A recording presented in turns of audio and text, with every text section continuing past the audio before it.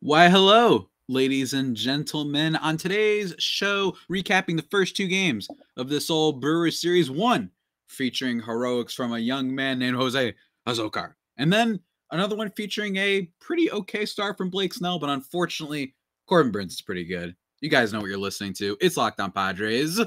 Let's get to it.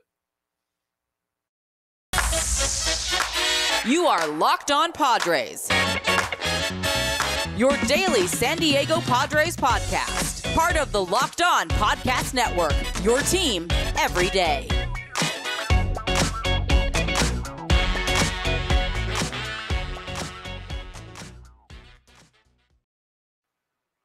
Greetings, ladies and gentlemen, and welcome to another edition of Locked On Padres podcast, which is part of the Locked On Podcast Network, your team every day for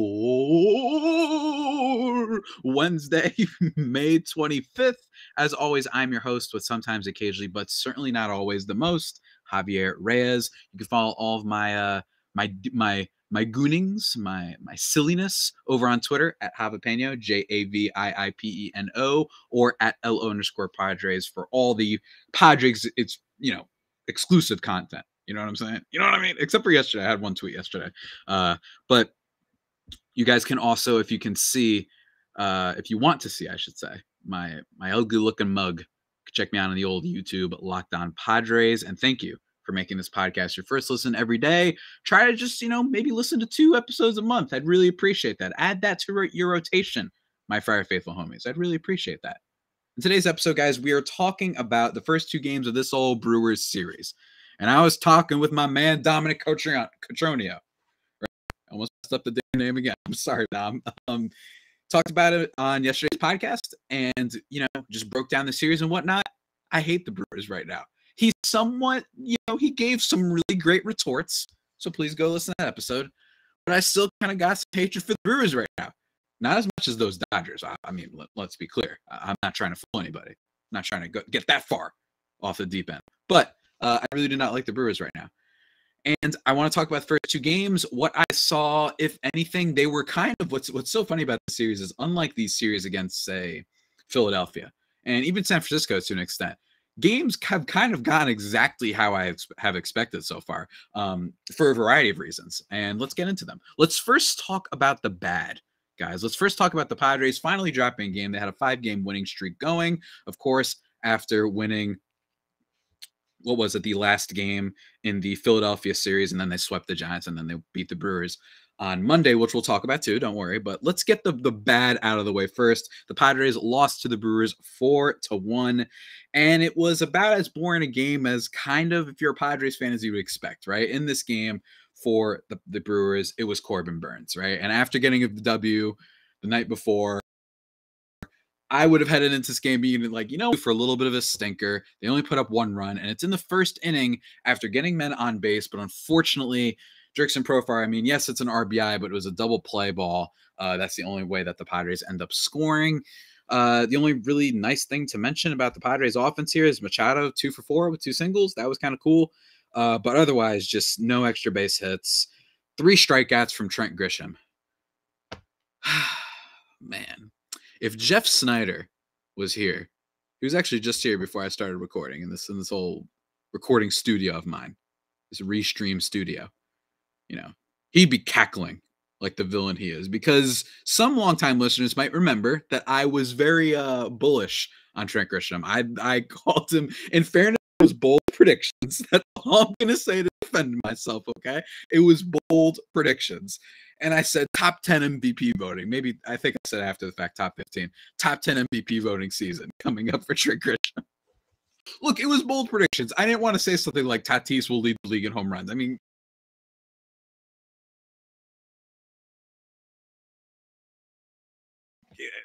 I tried. Since then, in this game, he also goes into a double play. So 3 strikeouts, grounds into a double play. The only time the Padres really got any traction, which was in the bottom of the 8th inning after Machado reached on a throwing error. Jurickson Profar, hold on. Was it that one? No, I'm sorry. I apologize. It was the bottom of the 7th inning in which Luke Voit came in to pinch hit. He got a single. Ha-Seong Kim got a single. And then Trent Grisham had the double play. And then Nola grounded out as well. Just a terrible, miserable game from our guy Trent Grisham. 3 strikeouts and grounded to double play. I'm telling you, with the exception of Cody Bellinger, and even Cody Bellinger, at least he's shown that some of the power could be back. Maybe there's been some excitement with him, even though he does strike a little bit too much. With Trent Grisham, I just don't see it. I don't see. He doesn't get multi-hit games all that often. He doesn't walk enough. I mean, he walks, but he doesn't walk enough to offset the fact that he can't, make contact. He reminds me, it's like he took lessons swinging from Tommy Pham. He swings through so many pitches he should be hitting, and it's rough to say. There's just not a lot of power there. The mean side of me wants to say that he looks like he's Joey Gallo, except without the power. Pretty good defender and walks a lot, strikes out a lot, except that he just has no power, right? And it's a really concerning development with the Padres. So that's the only kind of, in general, mean thing I'll say about last night for the team. Otherwise, they were due. Corbin Burnes is very, very good. Reigning NL Cy Young winner, obviously, for those unfamiliar. In this game, also, I should probably talk about Blake Snell. I almost forgot about Blake Snell for a second.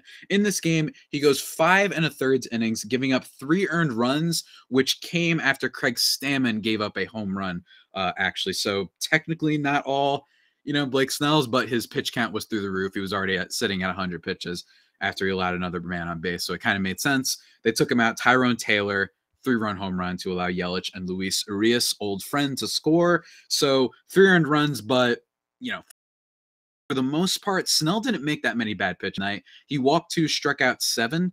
Over, again, as an inefficient Blake Snell outing, we can kind of be used to that sometimes. But, he only made really 1 bad pitch, and that was to Mike Brousseau. Is that his name? Mike Brousseau, who hit a home run, exit velocity of 104.1 miles per hour, and an expected batting average of 660. So it wasn't like the most guaranteed mercy in the world, but he did yeet it pretty high.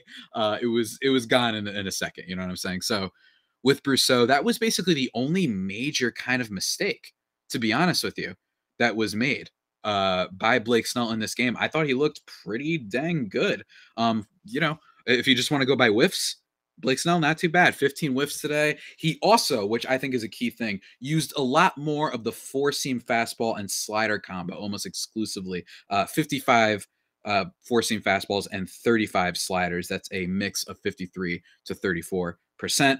And honestly, I thought it looked pretty effective. And remember, the key thing here is that last year, Blake Snell really turned things around when he started moving away from his curveball and his changeup, right? Not that you don't want to have those pitches, right? But when it literally seems to be working, I don't, it's a lot more complicated than that, though, because maybe hitters were just so used to the curveball and all of a sudden they saw more sliders and they saw more fastballs. Like, it's not that easy of a fix. I like it when pitchers have 3 pitches. That's just a thing, right? But I will say, I do like that, though. I like the development that he literally pitched better in this game against the Brewers, which is a pretty good team, even if their offense isn't great. Second game coming off the IL, and I thought it was solid. I was encouraged by what I saw, the fact that he went back to that fastball slider combo, and hopefully maybe if he wants to over time, but if it's not working, I mean, last year, August, he was the best strikeout rate pitcher in baseball. He was awesome. He had that one game against the Dodgers that I can't get out of my head. So still a wait and see with him. It's still just his second start. As inefficient as ever, but sometimes he can be really good. So we'll see how it pans out. And we need it to pan out, because the Padres owe Blake Snell a little bit more money heading into next year. It takes about a $4 million jump, if I'm not mistaken. I don't have Spot Track in front of me in terms of his salary for next season. Blake Snell, that is. So we'll see. And hey, if anyone can get the best out of Blake Snell, it's Ruben Niebla. So can root for that. But guys, before we continue on and talk a little bit more positively, dare I say, maybe get in a couple other things about Grisham there. Let me just talk to you really quickly about some stuff. All right. I actually forgot, the other day I was sitting there in my old kitchen and I was thinking to myself, what I really wish I had right now? You know what I wish I had more than anything else? Not just like a purpose. I often am wondering if I have a purpose. I often wonder that. I often wonder, why are we here? These are questions I ask myself. But one of the questions I ask myself all the time, almost routinely, is where can I get my hands on? You know what I'm going to say. You know what I'm going to say, guys. You know it's coming. Built Bars. ladies and gentlemen. That's right, everybody. I've been talking about these things for the longest time imaginable. They are fantastic, and they're new brownie batter puffs. And they're really good. You know, you ever wanted brownie batter but without the calories and whatnot? They got you covered with 140 calories, 17 grams of protein, and only 7 grams of sugar. Brownie batter puffs are the perfect pick-me-up for any day, ladies and gentlemen. That's what I love. And they've got all sorts of flavors of other things, not just their puff flavors and what have you. They got you covered, man. And that's what I love about them. Great variety. Go to built.com and use promo code LOCKED15 and you'll get 15% off your order. Remember, that is promo code LOCKED15 for 15% off at built.com. And as always, guys, thank you once again for making Locked On Padres your first listen every day. We are free and available on all platforms, including the old YouTube. And if you're on YouTube, you might see I'm rocking my my shirt again. Nobody left me any comments saying what shirt you thought it was from. That hurt my feelings a little bit. For those wondering, it is from The Last of Us, which is the best game ever made. But anyway, another peek behind the hood, I will say. I don't know if you guys could tell there, reading about Built Bar, I 100% forgot what ads I was going to be doing today. You know, who were the sponsors for today? So I had to kind of, you know, stretch it out a little bit before I could pull that up on my own. Why am I revealing this to you, listeners? Don't know. That's just trying to make a personal connection here, I suppose. But anyway, guys, let's keep talking now about the Padres. Let's keep talking about baseball. Let's talk about, firstly, it should be mentioned that, you know, tomorrow, or today, I should say, it's expected to be, I believe it's going to be Aaron Ashby for the Brewers, Dominic mentioned, and then Yu Darvish. So that should be interesting. Darvish has actually been a little bit better lately. I do like a 3.9 ERA. He's been walking not as many batters as he did at the beginning of the season. Strikeout rate isn't necessarily through the roof, but he has been giving innings, which I do like about Darvish. So hopefully he can have a really good start against this Brewers team that isn't necessarily the most intimidating in the world when it comes to offense. So hopefully that can happen. Otherwise, I guess we lose the series. It's been a while since we lost the series, though. So I wouldn't be the most upset. But anyway, let's talk about Monday's game, ladies and gentlemen. That's right. Let's get positive here and happy. All right. Let's do it. Let's do it. All right. In this game, we get Mr. Nick Martinez pitching as the starter for the Padres. And boy, did our guy labor in this one, man. Nick Martinez. I gave him so much crap when it was originally announced, the signing. And then over time, I adapted and I said, you know what?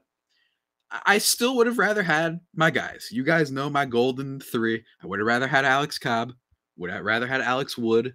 Would have rather have Tyler Johnson. Those are my guys. And I think 2 out of the 3, and Andrew Heaney was another one that I think I wanted.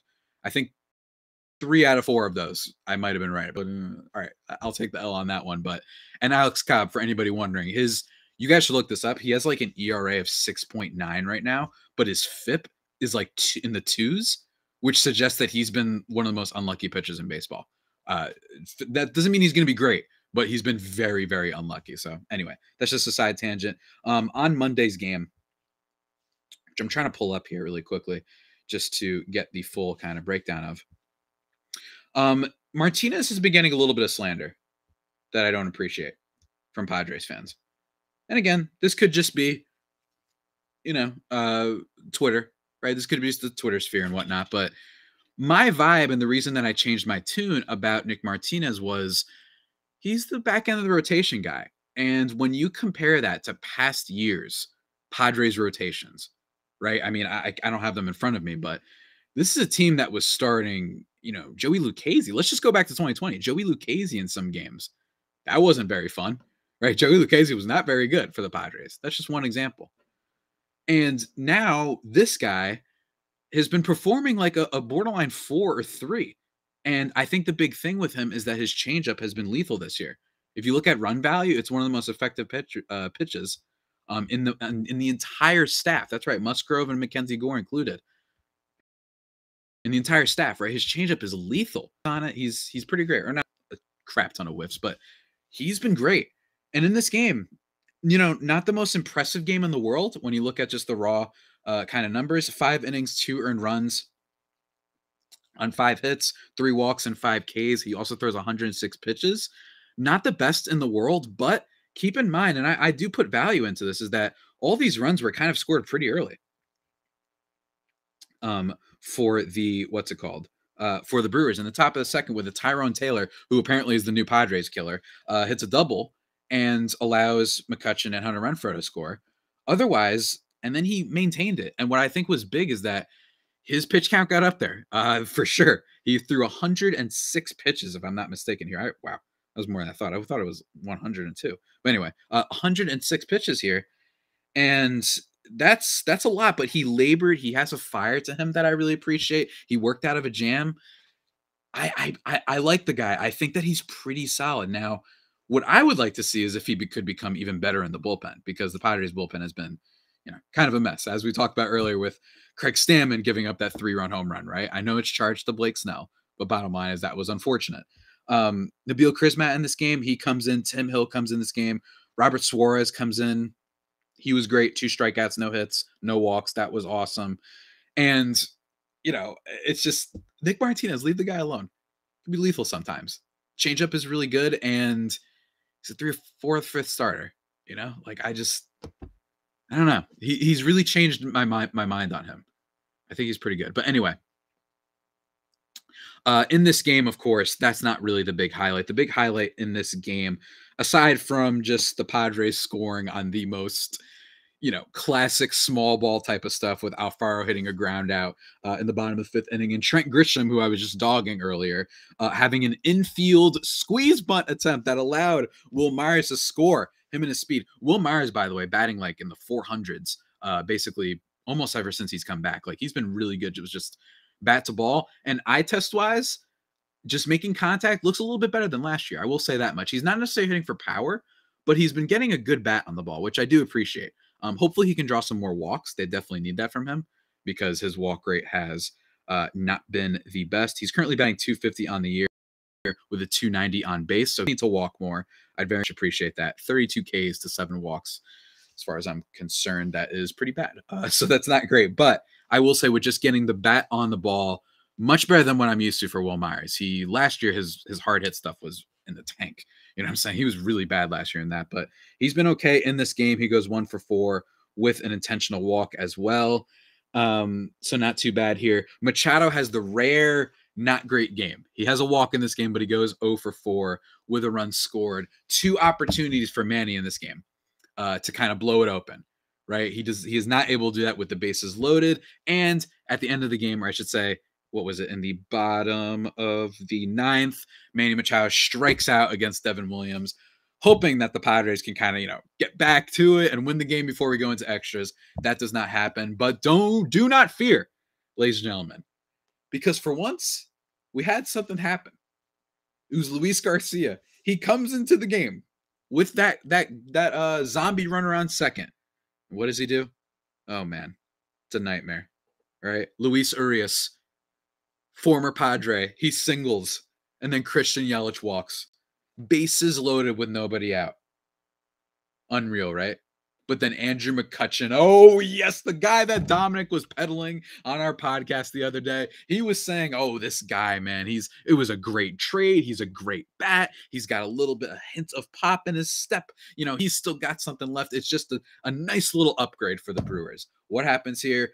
Hits a chopper back to the pitcher. They throw it to home plate, and then they throw it to first. That's a double play. And then they get Rowdy Tellez to ground out. Another player that you probably could have gotten something better than. Freddie Freeman, I don't know, man. I don't know. You probably could have done something else. Hold on one second. Yeah, unfortunately, I'm hearing that the Giants and Mets game, as at the time that Giants were up 8-2, then the Mets came back because of my boy Lindor. He had some home runs and stuff. You guys know I love him. Leave me alone. But it looks like, unfortunately, it's actually 12-11 at the time that I'm currently reading this, but Jock Peterson is up with 2 outs versus Edwin Diaz. So hopefully the Mets can win this. Not just because I got some love for the Mets, but because I'd like if the Giants kept losing. Jock Peterson is up, though, with the ability to potentially tie the game, and he has 3 home runs already. So if I freak out during the rest of this recording, this is why. And then our boy Taylor Rogers comes on and gets a save. Got a little bit scary for a second, allowing a hit, but otherwise he was great. Love this win for the Padres. Or hold on a second. I'm so sorry. I got so confused for a second. I apologize for that, guys. I was looking at a different game. We have the walk-off. Obviously, What am I talking about? By José Azocar. Love it. Love it. Love it. Everybody go check out that piece in The Athletic from Dennis Lin that he did about how, like, just this kid's journey up to this point. Just really incredible stuff. I just love stories like that. As you mentioned, last year it was his 9th year in the minors. He logged daily overtime in the batting cage, gets his big league walk off. That was so much fun in the dugout, seeing them taking the little picture with the cameras with Musgrove and all them. It was a blast. I love that stuff. I like the camera thing. I think it's so much fun.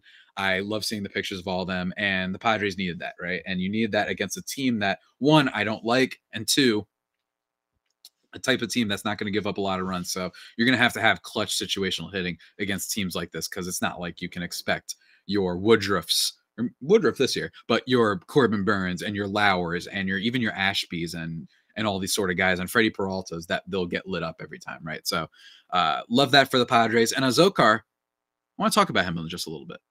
Guys. But before we get into that, let me just talk to you very quickly about something very important. And that's betting. All right. Anyone in their right mind should have known. I told you before the season, Manny Machado was the MVP guy. His way too low. I told you, man. I told you should do it. I told you. You know who kind of let me know that the odds are too low? Bet Online, which continues to be the #1 source for all your betting needs and sports info. Find all the latest odds, news, and sports developments, including this year's basketball playoffs, Major League Baseball scores, fights, and even next season's NFL futures. Bet Online is your continued source for all your sporting wagering information, from live betting to playoffs, esports, and more. Head to the website today or use your mobile device to learn more about the trends and action. Bet Online, where the game starts. Oh yeah. We're back. Don't touch that dial. You know what you're listening to. You're listening to Locked On Padres. I'm rocking my Last of Us shirt. Little palm trees. Hopefully you've enjoyed what you've been listening to so far. But we keep it going. Now, let's see here. Did the Mets walk it off, or did the Mets just win? The Mets, no. The Mets, they lost it. No way. Did Jock Peterson do it? Did Jock Peterson, this son of a gun, do it? He had a single, which allowed Mr. Yastrzemski to score, and then Brandon Crawford had a single. My other Puerto Rican boy, Edwin Diaz, with a blown save. Damn. 13-12. Crazy game. Shout out my boy Lindor, though. 2 for 4, 6 RBIs, home run, triple. Love that, man. Anyway, let's talk about Padres. And the one that I was talking about was José Azocar. And someone was interacting with me on Twitter. Let me actually make sure I get your @ really quickly, buddy. Was saying, at this rate, can Grisham even stay in the lineup, kind of? You know what I mean? And it's a fair point. Let's see here. Let me see if I can find your username. I want to make sure I give you credit, my guy. Yeah, Padres 217. I'm assuming you're a Padres fan. Padres 217. I don't know how much longer they could keep him in the lineup. And it's true. I mean, since basically forever. This is a tweet from Kyle Glazer at Baseball America. Trent Grisham posted an 808 OPS during the shortened 2020 season for the Padres. Since then, he is batting. Since then, he was batting 232. That was worded a little bit weirdly. Since then, he was batting 223, 312, 378. Entering tonight, batting average, on base, slugging. He's since struck out twice and grounded into a rally, killing out for the third time, of course. Yeah. And another thing is, in 2020, also to mind there, he was a Gold Glover. And the Padres had not had, it feels like, in a long time, they had Justin Upton, who his season with the Padres is actually a little bit underrated. I actually thought he was a pretty good player, even if wasn't necessarily having a lot of moments. You know what I mean? It's not like he had these walk-off galore and he had the swagger. He was a solid player, I think, for the Padres. But, was he worth everything you were kind of hoping for? You don't make a trade for that type of player when you're still in rebuild mode. You know what I mean? Like, he's not the type of guy that'll carry your team. Just a solid player. But I thought he was pretty good with the Padres. But anyway, enough of Justin Upton, who just signed with the Mariners because the Mariners are struggling for outfield depth, I guess, just like us. With Grisham, who I've been hating on a lot, partially because I am a petty, just dotty punk fools taking any negative comment and turning it into motivation, which I got when I talked about Grisham about a month ago from some people, and saying that, locked on folk, that they hate their team and all this stuff. Right. That I use it as motivation. But with Grisham, yeah, Azocar is, let's just look at the numbers so far, just from afar for the Padres right now. Let me make sure I just get them right. José Azocar has not necessarily been the best bat in the world, but he's certainly been better than Trent Grisham. In 29 games this year and 44 at-bats, he's got a 250 batting average, 320 on base, very bad slugging. That is one bad thing about Mr. José Azocar. Does not have a lot of power. It reminds me a little bit of when we had Tucupita Marcano, right? When he was back on the Padres, who has been doing some stuff for some other teams lately ever since they traded him, but he was just an all hits and some speed kind of utility guy. It's not like José Azocar, I think, has the most upside in the world.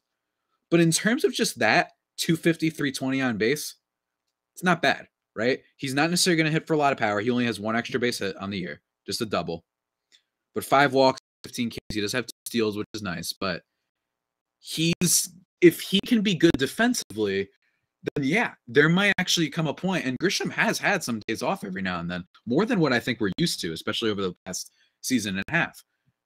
If Grisham continues to struggle, if he keeps having games like he has yesterday, if he doesn't cut down on his strikeout rate, which is just, I think that's the most depressing part, to be honest with you.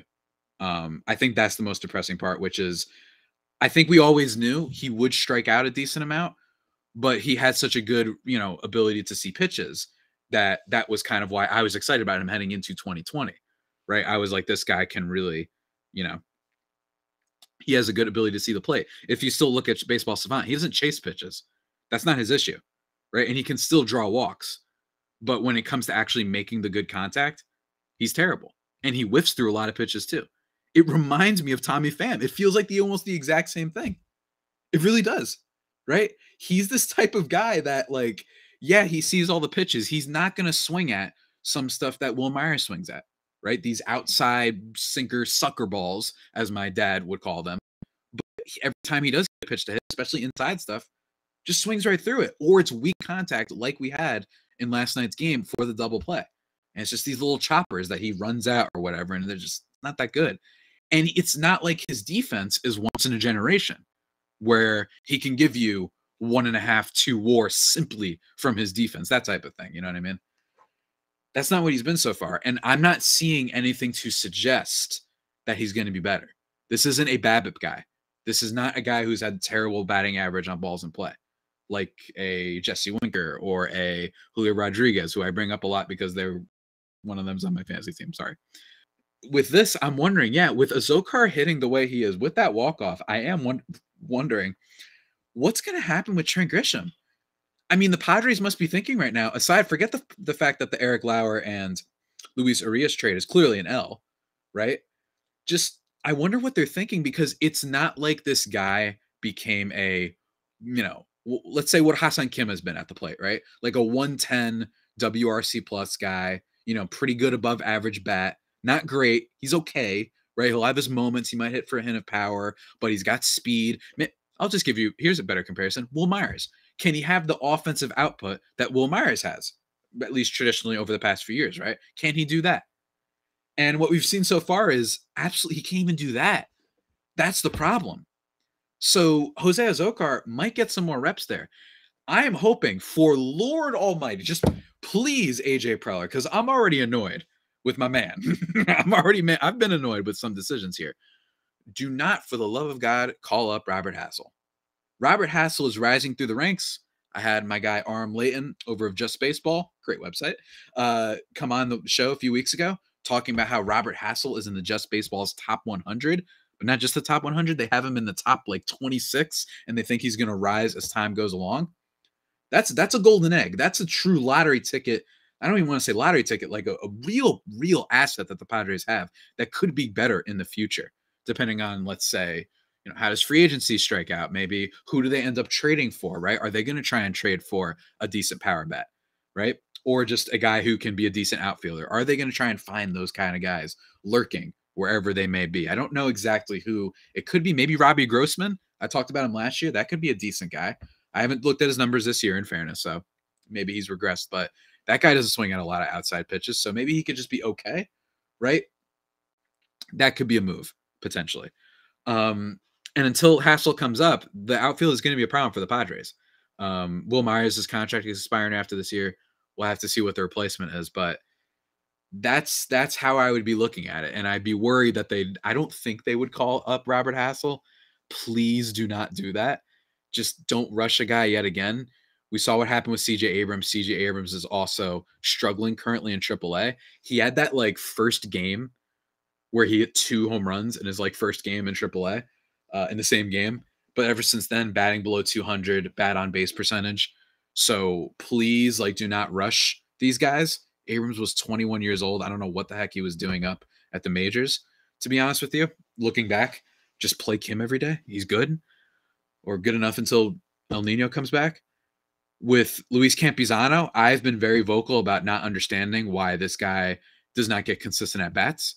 I do not understand. I think maybe it's a makeup thing. Maybe he doesn't look the part for a catcher, which I also don't understand, because that's okay. He could just play DH, right? Like that's what I haven't understood is you're Simon Robinson Cano. Like, okay, I get it. It's a nice locker room thing potentially, right? But everything else about him is bad. And with Campusano, you bring him up there, and some people have actually tweeted at me saying like, well, he hasn't been good and the opportunity's been given. Like, okay, he had 4 games. I don't care if he's 0 for 12. Who cares? Some of y'all were willing to say Trent Grisham only had a bad year last year. Campusano is like a young guy, and he made good contact on some of them. Not necessarily a lot of barrels or anything like that, but he was hitting the ball. It's just, he needs to be a little bit more patient. He's probably trying to do a little bit too much. Give him some time. And if you really can look at me and say, I think that definitively, for a fact that Austin Nola and Jorge Alfaro are better bats than Luis Campusano, you know it for sure. Not like, I'm not saying I know for sure that Campusano is going to be better. But Nola has been terrible. The guy he makes contact, but it doesn't go anywhere. And then Alfaro, he does make contact, or he does get hits, but he also will swing at pitches that are close to where I am in New Jersey than to things that are on the plate. So he can be frustrating, right? And he just refuses to take a walk. Refuses. He had a bat. He had a bat in Monday's game, guys. I mean, that ball almost hit him. But it was 3 swings at all pitches outside of the plate. Jorge Alfaro is not very good, and we know what these guys are. More than I think we know we're getting from Luis Campusano. So that's what I'm pleading for. Please, Padres, give the lad a chance. Just give him a chance, man. He can work wonders. Or at least be potentially pretty good as a DH. Don't even have him think about the catching stuff, right? He doesn't even have to think about that. Just give him a little bit of, kind of a relief in that respect. But they're not doing it right now. So the Padres, it was a rough little bit of a loss, but they've been playing well. But I do have my concerns about the team. I do have my concerns about the depth. Some of the offense has slowed down. Jake Cronenworth is worrying me a little bit. I'm hoping that he can get better. But then the Padres first baseman, who I haven't talked about somehow. For once, I did an episode not talking about him. He's been slowing down a lot. Made an error in last night's game too. The classic ground ball gremlin error. Like a lot of guys are slowing down. The only one that's not slowing down is Manny Machado. And you're getting little contributions everywhere else now and then. Even Voit got a hit yesterday. But you need more, right? Until Tatis comes back. Hopefully he can come back soon. But until then, you're asking a lot out of Manny Machado. He's batting like 380 or whatever the heck right now. But eventually the batting average on balls in play is going to catch up with him, and the batting average will go down a little bit. Hopefully it's not a crash down to earth. Hopefully he's really going to be one of those guys that hits like 320 this year. That'd be awesome. But you also have to remind, it's not like Machado is Ichiro Suzuki and he's going to beat out every single grounder. You know what I mean? That's why batting average on balls in play can be occasionally a little bit weird, right? And with all the ground balls, where if you're fast, then yeah, you can beat out some of those hits, which is great. I love players like that. But this is the situation. They need a little bit more reliable offense. So I'm worried. I love the starting pitching, not concerned there. But this isn't set home. You all remember what happened last year. So got to be careful. And man, Trent Grisham's depressing. God. I just want all he had to be. I just want average. I wanted more from him, but if he could just be average, that'd be great. But I'm afraid he is a 4th or 5th outfielder, right? And that's crazy to say after what we saw in 2020, but it looks like the league might have figured him out. Stinks. Absolutely stinks. But anyway, guys, that about does it for today's edition of the Locked On Padres podcast, the only pod that may be better than the Padres themselves. For tomorrow's episode, assuming I can get, I haven't shaved because I do this thing where when I'm in a writer's block and I can't get myself to write, that I just don't shave my damn mustache. Hopefully I can write up for Just Baseball my thoughts on Joe Musgrove, a potential extension, and then that will also be hopefully the episode for tomorrow, as well as recapping whatever happens in today's game. So that should be fun. But like I said, having a little bit of trouble. And last thing I want to say, there was some stuff that happened yesterday. For those, I imagine everybody's been on the news, the shooting that occurred in Texas. I just want to say I hope everybody is, hug your loved ones and whatnot. I think anyone who's listened to this podcast follows me on Twitter. They know my political leanings, so I'm not going to get into that. I will say that I am, and hopefully no one gets mad at me. I'm not going to be like losing sleep if people get mad at me, but hopefully no one gets mad at me just saying I am a little bit sad about how do I put this? This shouldn't be a political thing, in my opinion. You know what I mean? There are certain issues that I feel shouldn't be just, well, stop talking politics. You know what I mean? This isn't NATO. This isn't the trade deficit. This isn't big government, small government. To me, anyway, to me. There are some things that happen that I'm like, I hate that we just get mad sometimes and we say, oh, it's politics. Keep politics out of everything. I just feel like it's just really sad. So I'm going to end it there. I'm going to say, everybody, please hold tight, and everybody, please, I got nothing. I really don't have anything. But anyway, until next time, guys, look forward to the Joe Musgrove talk. That should be a lot of fun. And hopefully we can kick the Pirates' ass this weekend when Joe Musgrove pitches. Until next time, stay safe. And of course, stay faithful. My Friar Faithful homies, take care.